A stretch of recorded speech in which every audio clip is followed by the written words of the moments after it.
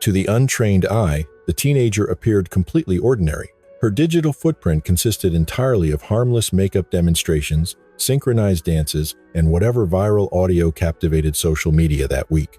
That pristine facade shattered during an otherwise mundane evening, an ordinary darkness interrupted by the discovery of two adults executed in their sleep.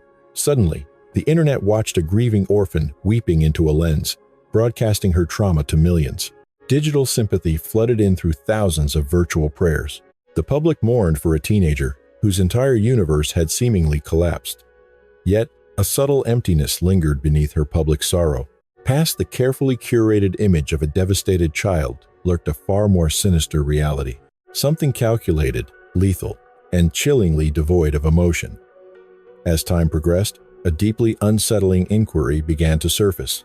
Was the world witnessing the genuine agony of a traumatized youth, or an elaborate theatrical display orchestrated by an individual harboring a deadly secret? Before unraveling this dark mystery, viewer discretion and support are advised. Engaging with this content through subscriptions and positive ratings allows these complex investigations to reach a wider audience. Viewers are encouraged to document their viewing locations and local atmospheres in the discussion section below. The narrative begins in the obscure, tightly knit community of Carlton, situated approximately 45 miles or 75 kilometers outside the city limits of Atlanta. Often associated with the traditional Deep South, this state houses over 11 million residents. While farming built its original foundation, recent decades brought significant industrial shifts. Corporate titans such as Coca-Cola, Delta Airlines, and Home Depot established central operations nearby, injecting massive capital into the region. However, sudden prosperity inevitably attracts a dangerous level of avarice. Throughout the 1980s and early 2000s, the metropolitan area notoriously maintained its status among the top 5 most violent locations nationwide. Fortunately, the subsequent economic boom initiated substantial community transformations. By 2015, the crime ranking saw a significant decline, pushing the city down to 19th place. Yet, isolating the statistics for fatal violence reveals a grim contradiction. Over the past 15 years alone, the local homicide rate has virtually tripled. Consequently, while fatal encounters remain statistically rare in rural outskirts, a frantic dispatch received at 7:15 on the morning of February 20th, 2025, commanded immediate and grave attention. The audio recording captured a hysterical female adolescent, struggling through hyperventilation to articulate the nightmare unfolding inside her residence. That panicked informant was identified as 16-year-old Sarah Grace Patrick. Moments prior, her 5-year-old sibling Jay had bolted into the teenager's bedroom bearing unimaginable news. The toddler had awakened prematurely, drifted into the master suite, and discovered their caretakers entirely motionless beneath the covers. First responders quickly evacuated a traumatized Sarah and young Jay from the premises, immediately entrusting them to emergency psychological personnel. With the juvenile secured, tactical teams breached the property to conduct a thorough sweep. Initially, the environment presented 0 red flags. The interior remained immaculately kept. Investigators found no splintered frames, shattered glass, or evidence of forced entry. Yet, ascending the staircase revealed an entirely different narrative. Contrasting the pristine condition of the adjacent corridors, the primary sleeping quarters contained a scene of absolute devastation. Crossing the threshold, authorities immediately observed that Kristen and James had long since expired. From a distance, the couple appeared lost in deep slumber, though proximity quickly dispelled that illusion. Crimson saturated the linens completely, masking the devastating impact of several ballistic strikes sustained by both victims. Forensic analysis of the trajectories immediately eliminated any possibility of a murder-suicide scenario. The mechanics of the trauma proved that neither spouse had pulled the trigger on themselves or each other. Medical examiners officially declared Kristen and James deceased without leaving the blood-stained mattress. Algor mortis and initial assessments indicated the executions had occurred deep in the night, vastly predating the children's morning routine. Furthermore, the eldest sibling was away, confirming only 4 individuals occupied the property during the massacre. Consequently, an entire family unit had been decimated, leaving newly minted orphans grappling with a double homicide. Law enforcement faced the daunting objective of reconstructing the slaughter. Yet, a peculiar detail caught the lead investigator's eye. The physical environment whispered a highly contradictory tale. Beyond the slaughterhouse upstairs, the residence sat in eerie perfection. Not a single piece of furniture or decor had been disturbed. Lacking defensive wounds, breached access points, or missing valuables, the theory of an interrupted home invasion evaporated immediately. Typical intruders rarely bypass a ground floor purely to head upstairs, only to execute a slumbering couple and leave without plundering the residence. The scenario baffled detectives, defying all logical criminal behavior. Law enforcement quickly pivoted to a darker hypothesis. The shooter arrived with a singular, lethal objective: assassinating Kristen and James. Yet, an agonizing complication hindered the investigation. The total absence of a firearm at the crime scene severely crippled the ongoing inquiry. Aerial surveillance reveals the Brock residence was deeply isolated within dense, rural timberland. Vast distances separated the properties, virtually eliminating the possibility of capturing the perpetrator on neighborhood surveillance. Authorities spent subsequent days meticulously scouring the vast grounds, desperate for any microscopic clue yielding a forensic advantage. Relatives subsequently offered a $5,000 bounty for actionable intelligence regarding the murderer. Understanding this tragedy requires unraveling the true identity of the Brocks. Were they harboring dangerous adversaries, or did an unknown phantom simply select them at random? The core unit consisted of Kristen and James Brock, alongside their 3 dependent minors, 16-year-old Sarah Grace Patrick, her younger brother Donnie, and a 5-year-old sister named Jay. Their residence occupied a picturesque, heavily forested plot in Carlton, Georgia. However, the domestic dynamic was intricately fractured. Sarah and Donnie belonged to Kristen during her previous marital union with Daniel Patrick, a highly volatile partnership that ultimately dissolved into legal separation in July of 2018. Predictably, the dispute over parental rights rapidly escalated into a bitter, drawn-out conflict. While both demanded sole guardianship, a judge mandated joint custody, officially designating Kristen as the residential parent. Daniel received severely limited visitation privileges. His access was restricted to alternating weekends and designated holidays, leaving him with fragmented moments. Shortly following the decree, Kristen encountered James Brock. The attraction intensified rapidly, spiraling into a fast-paced cohabitation and a seemingly deep romantic attachment. James effortlessly assumed the position of a surrogate father, appearing entirely comfortable within the family structure. The birth of their biological offspring, Jay, ostensibly cemented their new domestic reality. The Brocks gradually established a prominent local footprint, primarily through active participation at Catalyst Church in Carlton. James projected a highly charismatic, humorous persona, while Kristen presented herself as affectionately nurturing and hospitable. Regional press indicated the youth enjoyed widespread popularity among area residents and fellow parishioners. Superficially, the Brocks mirrored an idyllic, faithful Southern clan. Behind closed doors, a labyrinth of shadows existed. Both adults harbored extensive histories of substance abuse, leading to severe escalations and inevitable criminal justice entanglements. Kristen grappled with a devastating methamphetamine dependency, a primary catalyst for the destruction of her previous marriage. This narcotic grip drove Daniel to aggressively contest their guardianship proceedings. While Daniel remains a somewhat enigmatic figure, his profound anxiety regarding the situation was entirely justified. He remained convinced her chemical reliance continually endangered Sarah and Donnie. Judicial records later exposed James Brock battling identical narcotic demons. Naturally, the Patricks aggressively concealed this toxic facade from public view. They desperately attempted to bury their turbulent past. To the uninformed observer, the reinvention appeared entirely successful. Daniel refused to accept the charade. He suspected the newlywed bliss was merely a theatrical performance designed to deflect child welfare investigators. True terror consumed him, as his perception of their environment was remarkably grim. He alleged the minors faced chronic exposure to methamphetamine and cannabis within the residence. The psychological threshold shattered when Donnie displayed physical bruising, claiming James had struck him with a leather strap.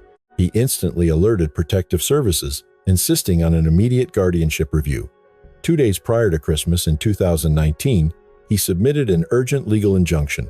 The filing alleged severe physical neglect, noting a complete absence of fundamental pediatric and dental attention.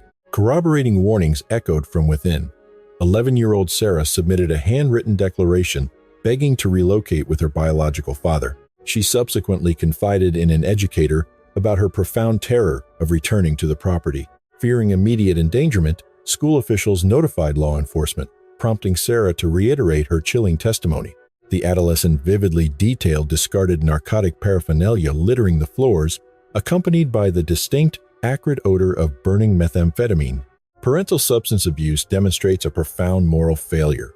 Executing those habits in plain view of dependent minors borders on psychological torture.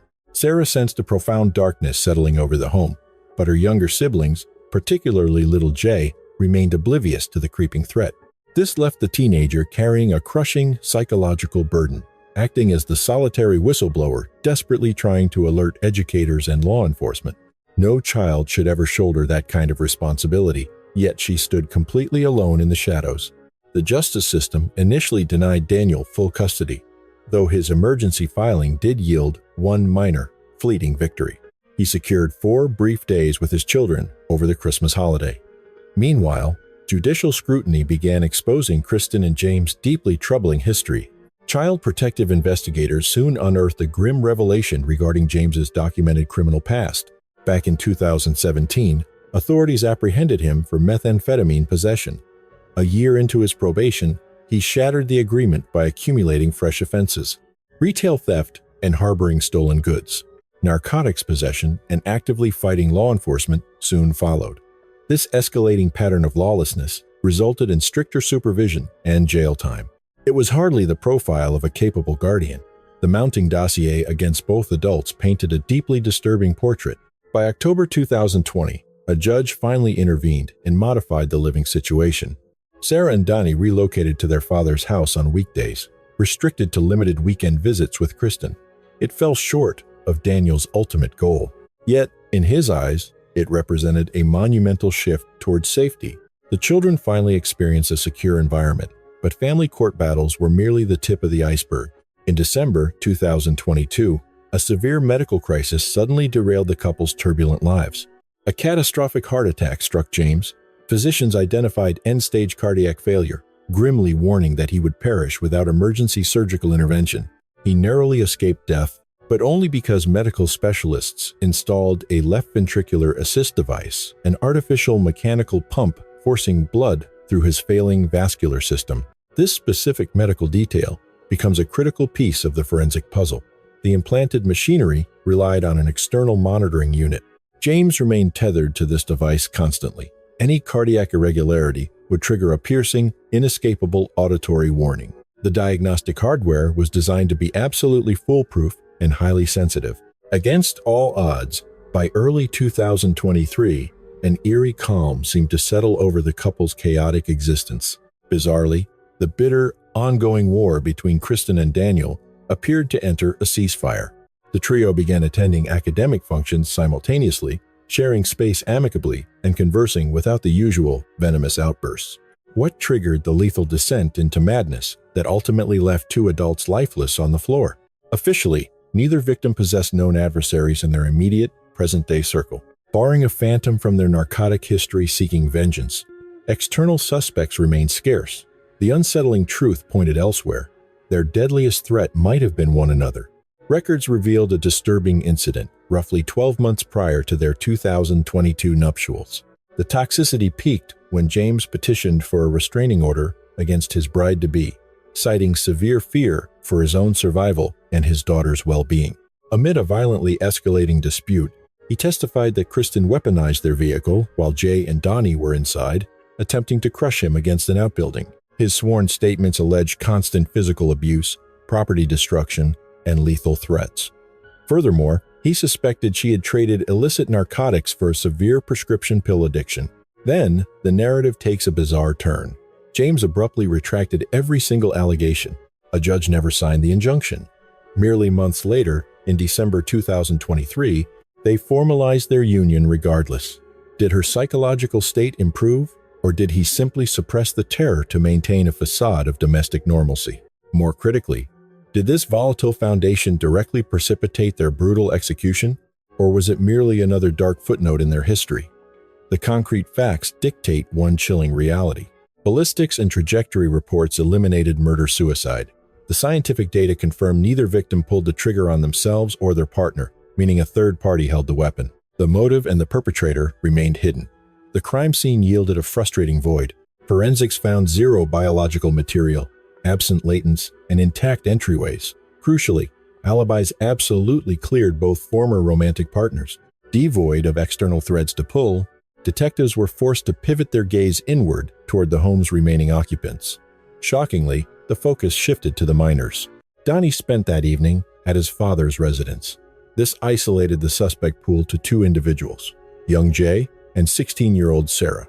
Upon deeper interrogation, glaring inconsistencies began to fracture the teenager's version of the horrific events. As weeks dragged on without apprehensions, an unsuspecting neighborhood blindly wrapped the newly orphaned trio in misguided sympathy. Away from the official investigation, internet sleuths began dissecting every shadow surrounding the double homicide. Public perception rapidly turned against Sarah, a teenager existing almost entirely within the digital landscape. While maintaining profiles across multiple networks, her primary obsession remained heavily anchored to TikTok. Following the brutal slayings, her upload frequency skyrocketed, proving mourning rarely follows a predictable pattern. Psychological trauma manifests in highly unpredictable ways. A sudden double parricide shatters reality, yet the survivor's digital footprint quickly generated profound discomfort. Soon enough, anonymous digital spectators and estranged relatives alike began harboring dark, unspoken suspicions. The digital trail actually began with a peculiar message shared on a completely different platform. With investigators holding her personal device, she accessed her deceased father's profile merely 4 days post-homicide. The update recounted awakening to a sibling's terror and discovering the couple executed in bed. The narrative casually dismissed ongoing media coverage as factually flawed, deliberately omitting any specific corrections. She publicly offered spiritual forgiveness to the unknown assailant while acknowledging the local congregation's support. Weeks later at Catalyst Church, cameras captured the grieving daughter delivering a highly public eulogy. The address featured a metaphor regarding humanity's inability to control the unpredictable melodies of fate. She emphasized controlling one's reaction before concluding through tears with a barely audible whispered apology. Jamie and her mother, she claimed, would have offered their profound gratitude as well. Following disjointed affection, that lingering apology hung in the air, its true motivation remaining absolutely unknown. Observers debated whether it stemmed from simple stage fright or a far more sinister burden. That specific phrase embedded itself in the public consciousness, resurfacing intensely as suspicions eventually escalated. As time progressed, her digital output accelerated, heavily concentrated on the short-form video application TikTok.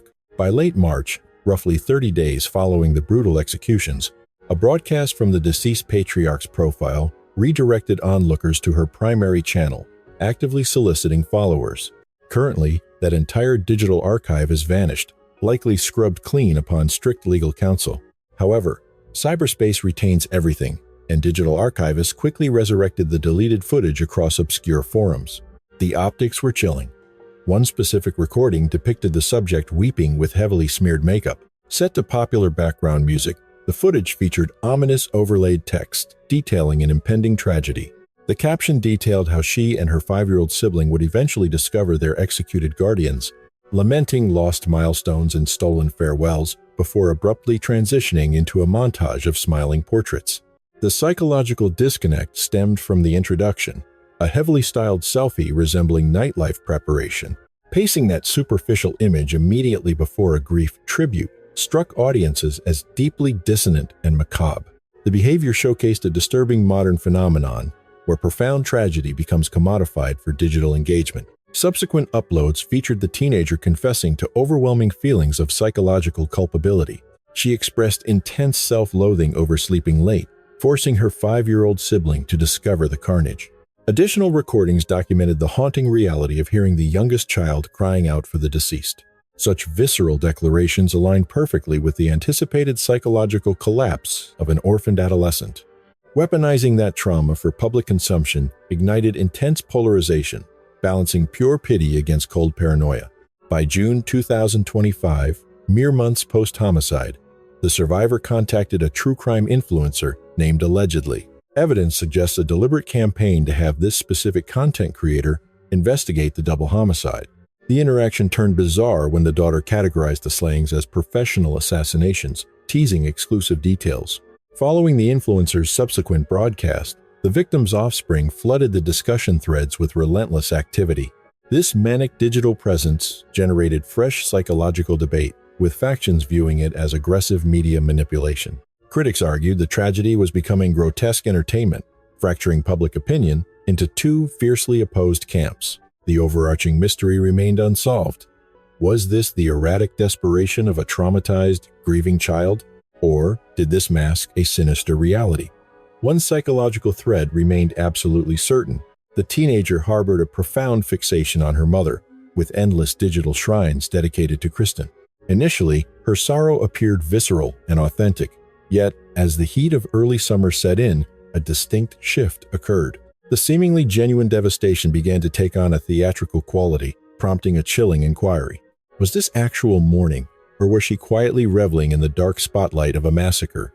Online sleuths were not the only ones wondering. Seasoned investigators had already fixed their gaze squarely on Sarah. Then, in July of 2025, the narrative shattered. Months of exhaustive forensics yielded absolutely no trace of a break-in, forcing authorities to confront a deeply disturbing alternative. The Phantom Menace had likely been sleeping under their roof all along. Among the 5 residents, the suspect pool was chillingly small. James and Kristen were eliminated instantly. They were the targets of the slaughter. Donnie had stayed elsewhere that evening, while 5-year-old Jay was entirely incapable. The shadow of suspicion fell on a single figure, the emergency caller, the teenager who miraculously slumbered through deafening gunfire and a blaring medical monitor, the very individual who, upon closer psychological scrutiny, possessed both the dark intent and the perfect opportunity. It was always Sarah. By early July, authorities secured the necessary leverage to strike, drafting a warrant. On July 8th, she was finally apprehended. The neighborhood reeled in disbelief. While a teenage mastermind felt like a Pulp Fiction trope, investigators remained resolutely confident. That very afternoon, local law enforcement broadcasted the apprehension to the world. Officials boasted an avalanche of federal-backed forensics. However, with the investigation ongoing, the exact sinister details remain tightly sealed. For now, the public is left to reconstruct this macabre puzzle from mere shattered fragments. Yet, even these sparse clues paint a highly suspicious picture. Initially, crime scene technicians noted a complete absence of forced entry. The perimeter remained pristine, save for a single exterior entrance discovered suspiciously ajar at dawn. This anomaly hinted at either a clumsily staged home invasion or simply a relaxed household routine. Given their tranquil neighborhood and domestic animals, an unsecured threshold was entirely plausible. However, when coupled with the absolute void of unfamiliar biological material or latent prints, the phantom burglar narrative rapidly disintegrates. Furthermore, the residence was pristine, no valuables were missing, and nothing was ransacked. An assassin simply navigated the stairs, executed 2 victims, and vanished into the night. This bore zero resemblance to a botched robbery. The bloodshed was deeply personal. This brings the focus back to Sarah's chillingly inconsistent alibi. She claimed to have retired by midnight without bidding farewell to her parents, a cold detachment that relatives flagged as highly uncharacteristic. She maintained a facade of heavy slumber, allegedly deaf to the slaughter, and shrieking medical equipment, stirring only for a weeping Jay. Yet, this fragile narrative fractured instantly upon inspection. Her digital footprint painted a vastly different picture. In a bizarre TikTok broadcast, she stated that roughly 20 minutes after retiring to her room, the wail of her stepfather's medical device pierced the walls, loud enough to drown out her television. This digital confession proved she was wide awake during the massacre, fully conscious as the deadly rounds were discharged. Authorities were now staring at 2 contradictory tales. To buy her innocence, one must accept she listened to the screeching machinery, absorbed the concussive blast of a firearm, ignored the heavy footsteps of a home invader, tracked their movement toward the master bedroom, and remained entirely apathetic. The discrepancies only deepened. Little Jay recounted being startled by unmistakable, thunderous cracks in the darkness. A normal teenager would have instantly bolted from their mattress. Yet, inside the interrogation room, the suspect feigned complete ignorance, a lie that utterly destroyed her remaining credibility. Detectives were staring at a crumbling defense, an unlatched entryway, a pristine exterior, and a deceptive youth caught in her own web. The optics were grim. The circle of suspicion had expanded far beyond cyberspace. The rot had reached her own bloodline. the most vocal accuser emerged from within, James' niece, Kristen Dao. Having shared a profound bond with her slain uncle, she had practically watched his stepdaughter grow up. That affection evaporated the moment handcuffs clicked. The grieving relative went on the offensive. Seized by dark revelations, she broadcasted the teenager's eulogy across Facebook, accompanied by a scathing indictment. Recognizing that a bystander had immortalized the memorial service on camera, she instantly archived the footage, anticipating the world would eventually share her revulsion. Her internal monologue during the eulogy was chilling. Was the actual executioner feigning tears? She noted the suspect's masterful vocal manipulation, a trembling cadence entirely devoid of actual moisture. True sociopathy often hides in plain sight, masquerading as a delicate adolescent draped in mourning attire. Fortunately, this particular predator was forced to swap her innocent facade for a harsh penitentiary uniform. To the extended family, the grim reality was inescapable. A profound darkness resided within Sarah. Law enforcement shared those exact suspicions regarding the eulogy. Investigators actually preserved the memorial broadcast, logging it as critical evidence. Detectives viewed her public mourning as a calculated maneuver to control the narrative, not genuine grief. Currently, the majority of case files remain strictly classified. The state claims they are reserving their most damning proof for trial, maintaining unwavering confidence. Authorities rarely indict a 17-year-old for dual homicide based on speculation. Curiously, authorities have explicitly left the door open for additional suspects. Upon surrendering to authorities, Sarah faced twin indictments for homicide, alongside dual charges of severe physical violence. Given the sheer gravity of the offenses, prosecutors intend to prosecute the teenager within adult courts. A conviction would effectively guarantee permanent incarceration. Following her apprehension, internet sleuths immediately began dissecting the mystery. One content creator claimed Sarah directly solicited a broadcast detailing the violent demise of her parents.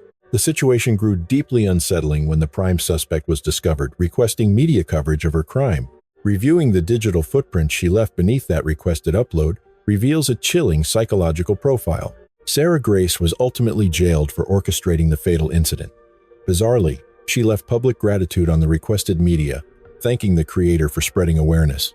The suspect even engaged with a stranger online, casually detailing the specific instruments utilized during the massacre. One digital observer noted, from a strictly analytical perspective, the perpetrator appeared to be an inside associate, expressing a desire for immediate retribution and closure. Sarah Grace, the very offspring of the deceased who currently sits behind bars, agreed enthusiastically. It became undeniable that this social platform served as her chosen stage for projecting mourning. Her erratic shifting between viral soundbites and theatrical updates left audiences questioning if the motive was sympathy or notoriety. Despite facing massive public condemnation across digital forums, a small faction remains fiercely loyal to Sarah. The strongest advocate is her biological father, Daniel, who vehemently maintains his daughter's absolute innocence. As the investigation unfolds, he continues organizing local gatherings, speaking to the press, and aggressively pushing a singular exoneration narrative. He paints Sarah as a gentle soul incapable of such darkness, a predictable psychological defense mechanism amidst this chaotic reality. Simultaneously, a more sinister undercurrent of whispers began circulating through online networks. Unverified sources alleged that Sarah possessed a hidden history of institutional psychiatric treatment, though investigators remain silent on these claims. Naturally, relying on unsourced social media speculation rarely leads to factual truth. Despite a mountain of circumstantial evidence pointing her way, the psychological trigger behind the bloodbath remains an enigma. During a mid-August court appearance, the defense petitioned for pre-trial liberation, requesting she be relocated to her father's custody. The magistrate firmly rejected the motion.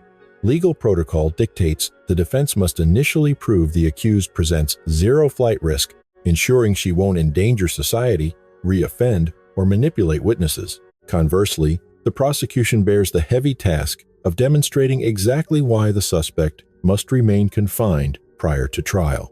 The presiding judge noted that immediate relatives harbored severe anxieties regarding her potential to orchestrate an escape. Court records indicated profound familial fears that her release would pose an active, lingering threat to them. While prosecutors avoided claiming she might directly coerce testifiers, the shadow of potential witness tampering hung heavily. The gavel fell with a declaration that prosecutors successfully met their evidentiary burden for the day. The court informed Miss Patrick that, consequently, the strict boundaries of the law rendered her completely ineligible for temporary pretrial freedom. She will remain locked away until a jury reaches a verdict, a judicial marathon spanning potentially years. The timeline hinges entirely on forthcoming forensic revelations. The shadows masking this horrific narrative will inevitably recede. This labyrinthine file remains under intense scrutiny.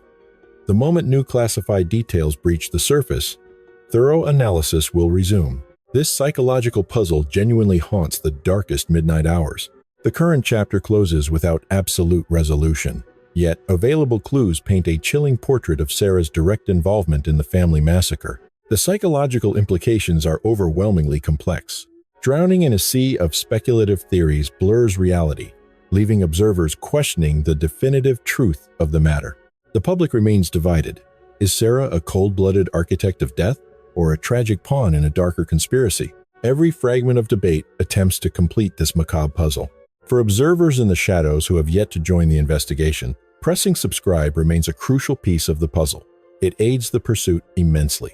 Regardless, gratitude goes out to those who remain vigilant, following this grim trail to its conclusion.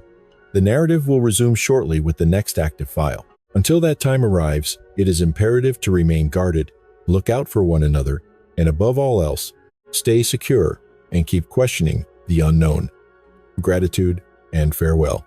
In an era where every tear can be a tactic and every tragedy is filtered through a lens, the chilling case of Sarah Grace Patrick stands as a haunting testament to the death of authenticity. We live in a world of curated sorrow, where digital sympathy flows as freely as the viral audio that masks our darkest secrets. But as this narrative proves, a pristine facade can be the most lethal weapon of all. The profound lesson here is one of vigilance, not just for the phantoms in the shadows, but for the shadows we invite into our own hearts. When we commodify trauma for likes and engagement, we risk losing the very essence of human empathy. We trade genuine agony for a theatrical display, forgetting that beneath a synchronized dance may lurk a chilling, calculated void. We must learn to look beyond the screen. We must recognize that the most dangerous predators are often those who know exactly which melody of fate will break our hearts. Let us choose the raw, uncomfortable truth over the polished lie. Let us protect the innocent before they are consumed by the darkness they were forced to witness. In the end, notoriety is a cold comfort compared to the sanctity of a soul that hasn't traded its humanity for a spotlight. Stay human, stay guarded, and never stop questioning the mask.